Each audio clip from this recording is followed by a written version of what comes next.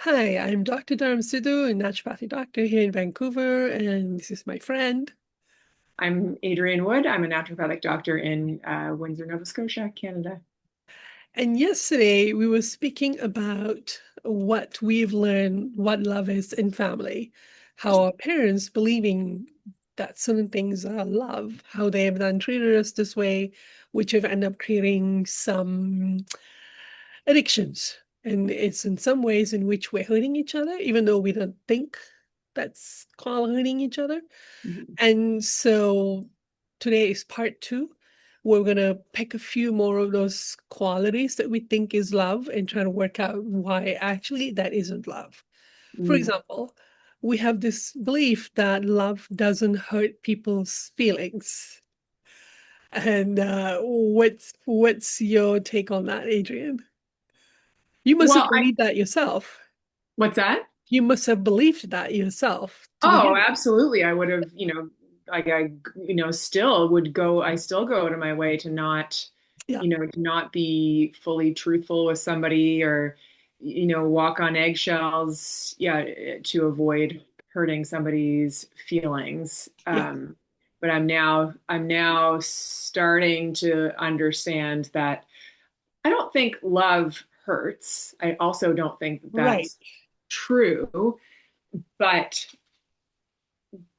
being truthful is loving. right. And if we hold, I think we often hold back the truth so we don't hurt somebody's feelings. Yes. And that is not loving. Okay. And Okay. yeah, so like I said, I don't think love or truth, either of them hurt, but they may expose hurt inside of ourselves. Right. Um, so it's a little bit nuanced, but yeah, the belief that love doesn't hurt people's feelings. So if I asked you, Dharm, what do you think about my shirt today?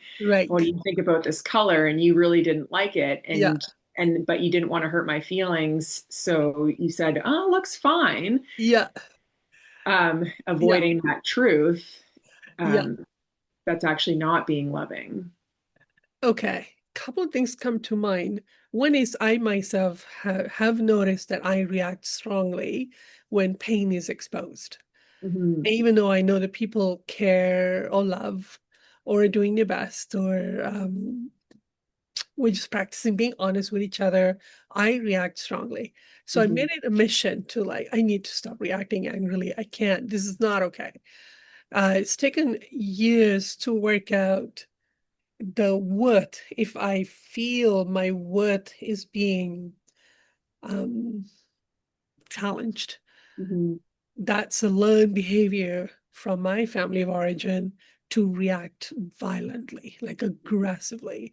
So that's, I'm beginning to kind of, I think I'm trying to help people see that you can have very strong reaction when a pain is exposed because we've learned right from conception that you will not feel this emotion or you will not um It's to be you know, avoided. to be yeah to be avoided because if somebody says something that exposes a hurt, then my perception is you're attacking my word when Yeah, that's not what's happening. But the pain is already locked in a certain pattern that I yeah, will react as if you attacked my word, which again, you're allowed to attack my word. So I had to think, oh, why will I react when people attack my word? Because we yeah. do that to each other. I attack people's word. I'm working on repenting for that now, awakening to that. So that there is someone's reaction to love and truth exposing something can take a while to work through. Yeah, yeah. Yeah, And I think it's also important to point out in this belief that, it does depend on the intention, yeah, behind the delivery. So we can be very truthful with people in a very angry yeah, and unloving way. yeah. And that of course is going to really hurt. Yes. It's not just exposing someone's pain, you're actually causing pain. Yeah, Yeah, yeah. But somebody who really loves us and wants to tell us the truth because they love us, that's a very different story. Yeah. And the pain that get exposed can be, we've gotten feedback from our teachers, Yeah, and it's like just is a whole other experience yeah, to go through. yeah. And yeah, and it's like But that. to receive it with love, to know that that person is giving us feedback out of love. They are not trying to hurt us. Yeah, That's something that I think we're really unfamiliar with yeah, in so our day unfamiliar. to Good day. point. Good point. Thank you. Exactly. That could be why I can't even perceive that there's love in Yeah. that moment. Yeah. And that's another like false belief that the truth hurts Yes. because it has really, the delivery of things true, truthful in the past often has been delivered with harshness Yeah. and without love. And so we've come to really believe that the truth hurts, but the truth is doesn't hurt it. And it, Yeah. And yet it will expose pain. So the person will feel, if they can go through it, they will feel like there's pain coming up in me right now, that how can I go through this emotionally? Yeah. Okay. So love doesn't hurt people's feelings. What's, and yet, is it that we have this idea that I shouldn't have to feel emotional pain? Is that why we will then create this? Because I'm thinking, okay, what's God's definition of love here? God is probably going to say, you have pain in you, and I like that exposed so you can get rid of it. Mhm. It's probably, I'm guessing. Yeah. And sorry, what's the, Do we have a belief that I shouldn't have to feel emotional pain? And is that why then I would get angry, or I would demand that other people help me not feel pain? yeah, Is yeah. that where the belief come from? Probably. I'm sure that there's lots of places kind of that belief that I shouldn't have to feel pain, that I can't feel pain, I that can't. pain might kill me, Yeah. you know. Yeah. Um I or it might really hurt me. Somebody might really hurt me if I feel that pain. I might be very judged in that place. I might be Yeah. ostracized. I think there's a lot that would contribute to that belief. Okay. I'm really trying to develop the capacity to take feedback. So that particular statement is something I'm working a lot on, where I Yeah. can, or rather, I judge the anger reaction, which I think is part of that. You have to go through it, but I judge that I react. So Yeah. then I'm avoiding a lot of interactions where I could be getting feedback, but I'm so embarrassed that I'm going to react angrily Yeah. that I'm just like putting myself on a timeout, basically. Yeah. So that sentence it's very complicated. So like you pointed out, there's so many things going on when we have this desire. And I used to really, I had a whole facade about not hurting people's feelings. Mhm. Now, what's under it, what I am doing is white lies. Yeah. That I am doing. So Yeah. help me out. Well, and like, so what's the motivation? Why don't we want to hurt other people's feelings? If we intellectually know that love doesn't hurt, Yeah. that's and to be truthful, somebody is often the most loving thing we can do. So then why, yeah, what's the motivation behind avoiding that? And it's probably avoiding a reaction from That's somebody else. I can think of two things right now, right top of my head. One is the loss of relationship, and the other is the projection of rage. Yeah. That's the projection of I've disappointed somebody. I Yeah. failed Yeah. to show up in a certain way. So I can think of that right on top of my head. With close relationship with strangers, the feeling is, why will I want to pick up? Why will I bring that trouble into my life? If I say stuff that's gonna be all this anger, and no thanks, no Yeah. thanks. So, which is a lack of love for other people. Yeah. Yeah. That's what I'm thinking of right now. Yeah. Yeah. Okay. So what do you feel God's perspective is on love in this, that love lies and love doesn't hurt people feeling? You mentioned a few, but just Yeah, I feel like yeah, God would never, I mean, truth is one of the highest principles. So to lie about anything is is against God wouldn't ever agree with that. right, So even if we have a really good justification behind it, oh, I'm not gonna, they don't need to know that. It's just gonna hurt them. It's just, yeah, it's there's no sense in them when, whatever we justify it with, but yeah, there's no justification, I don't think, in God's eyes for ever lying, even if right, it's a white lie. And right. it's a selfish thing that we do ultimately too, I think, That's is true. It is the selfish. white lie is not even for that other person. It's No, for it's for me. a Yeah, selfish. Yeah, it's yeah. selfish. And I do want to clarify that this is in situation where somebody is asking for truth. Like if you ask me, is that color good on me? Yeah. Then you're asking. But if we feel like, oh, I should be speaking the truth, but the other person is not interested, then we're kind of like, it's like a barrage. It's like we're imposing. Yeah, we have to respect people's free will too. Yeah. Yeah. Yeah.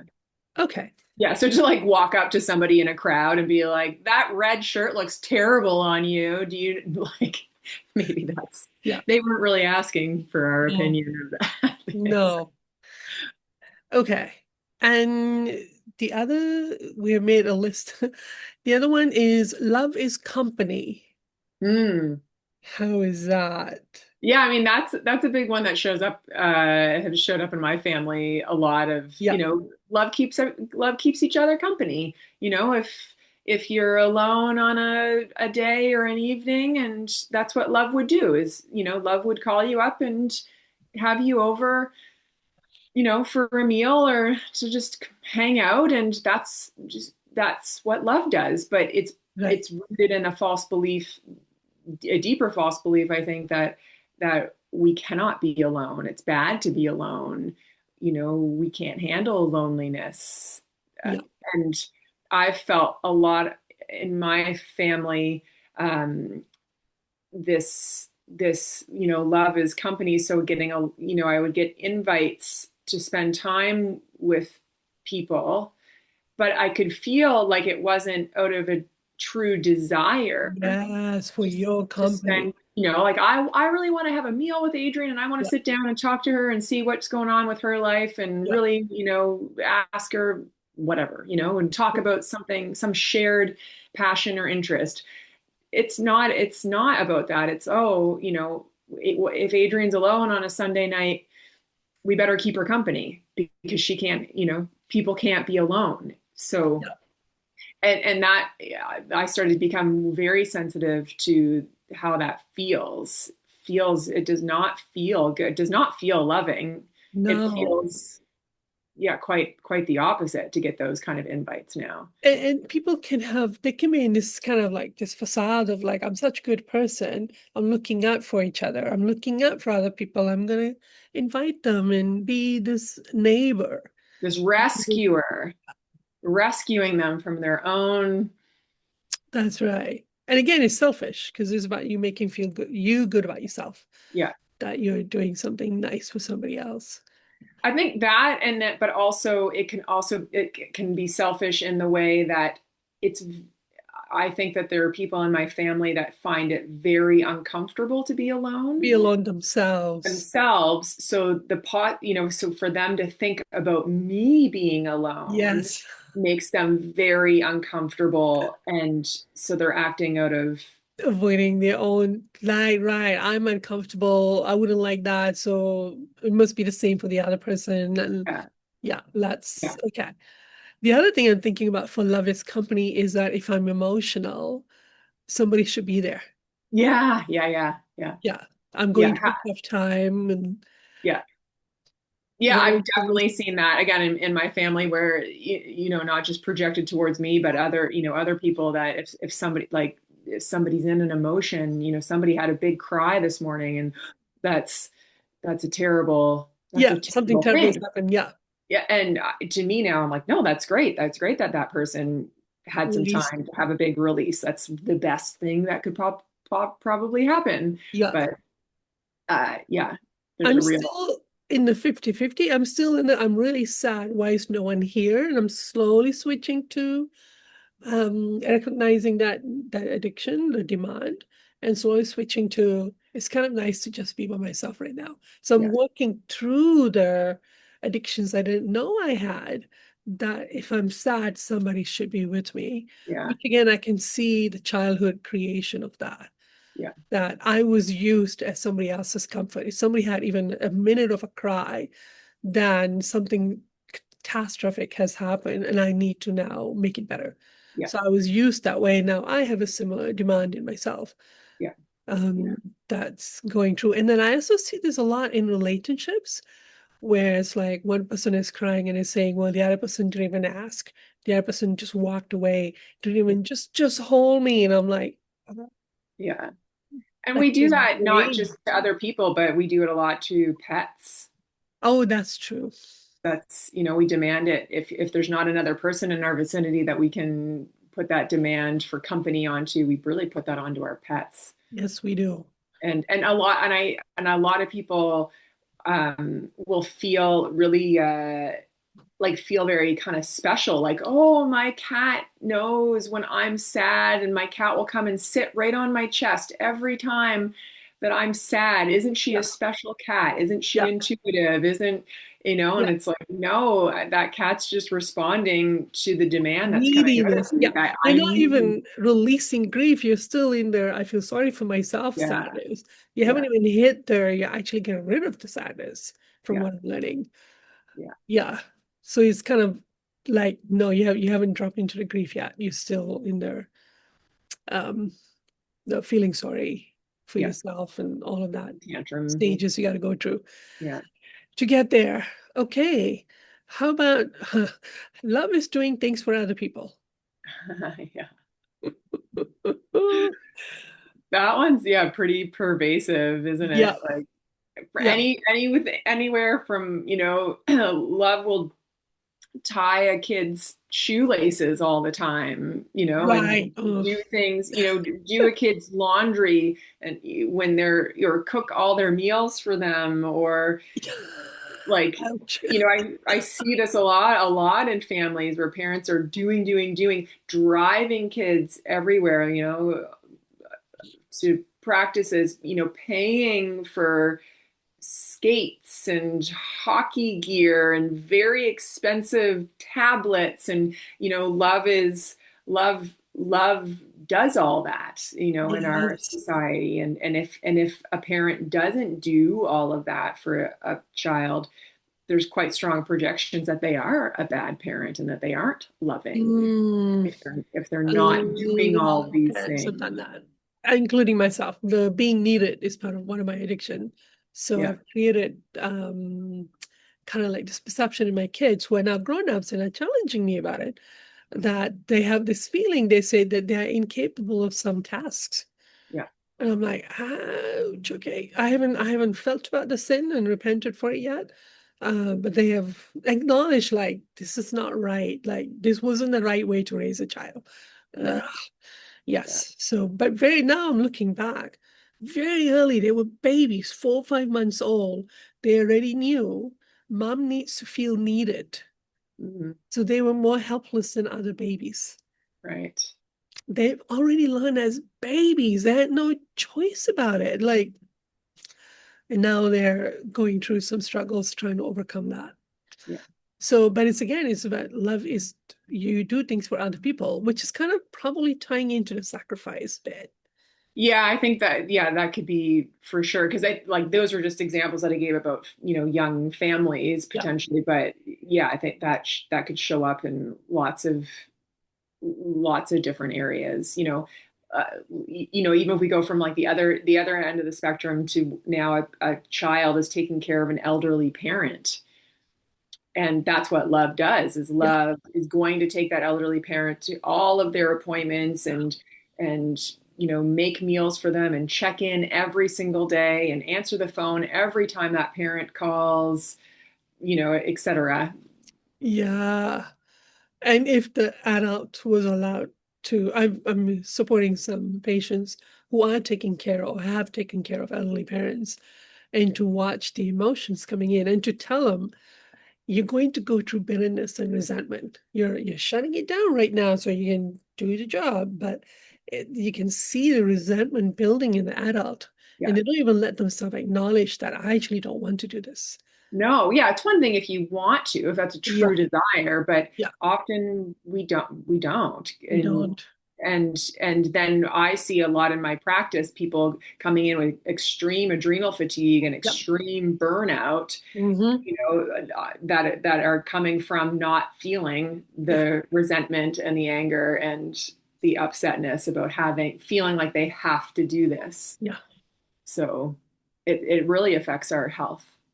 In my culture, it's a very strong feeling of like senior homes. Oh, it is like a travesty. It's like a sin. Yeah. Um, to like, I don't think there are senior homes in India, probably, unless it's for people who are poor or all your family members have died or whatever it is.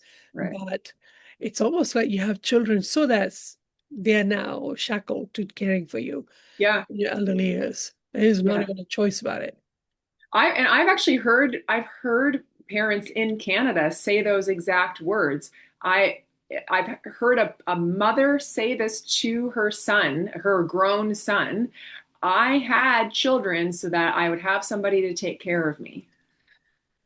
And to me, that's like, that's not love. That's not love. Like, That is not love. like Yeah, crazy alarm bells. Like that is, and yeah, she says there's nothing wrong with that. yeah, She felt like there was yeah. nothing wrong with that. There's, Mhm. that's how deep the belief is. And for myself, I have now recognized that I have, because I was very young when I had the children, I have passed that belief, even though I wasn't even aware that I had the belief. Yeah. It's now being passed on to my kids, and I'm preparing to look at that at some point, going, that still a feeling inside of me of please take care of me. Yeah. And I'm connecting to the cause last night.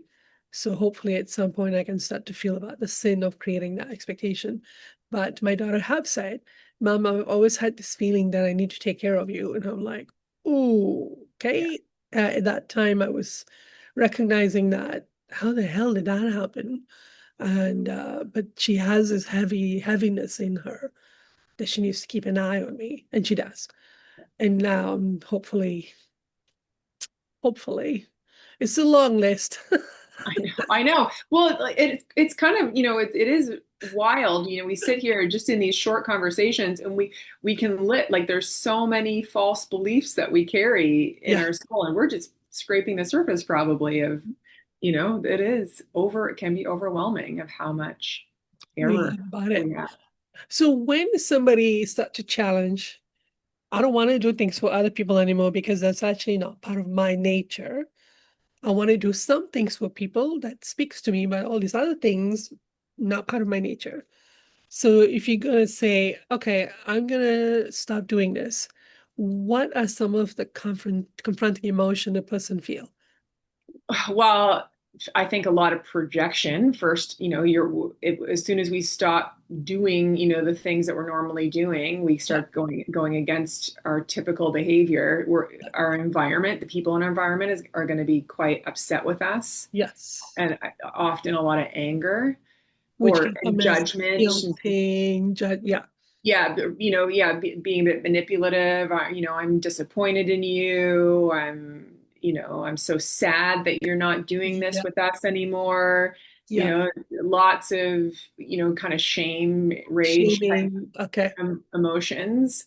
And that's very difficult. And I find that that's where a lot of us break.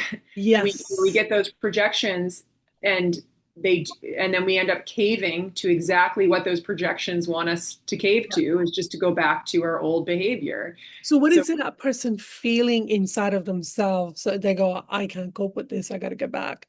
So is it shame? I'm a sinner. I'm a bad Yeah, like I'm person. bad, Yeah. I'm wrong, I'm selfish, Oh, the list could go on. right. So Yeah, person has to be willing to go through those emotions to yeah, feel I'm feeling like I'm selfish, and it's an emotion, and I can go through this. yeah, And then you have to go through it. Right? You have to be willing feel to through it. feel the feeling. If you're Yeah, willing to feel the feeling, you can't be manipulated into the behavior. correct. Yeah, and I found that for myself in the areas that I have challenged Yeah. some of these to date. You've Yeah, challenged quite a few. yeah. Um, and it is very uncomfortable, and it's had me like on the floor crying a Wow. lot, like kind of the projections would be so overwhelming and it would bring up so much pain inside of me that, I would spend days like just crumbled Wow. and and and have, I felt like I had no choice but to just to let it out because Yeah, I knew my will was I'm not doing this anymore. I'm not doing it this is wrong. behavior anymore. I can't. And so because my will was engaged, I can look back and see it Yeah. now.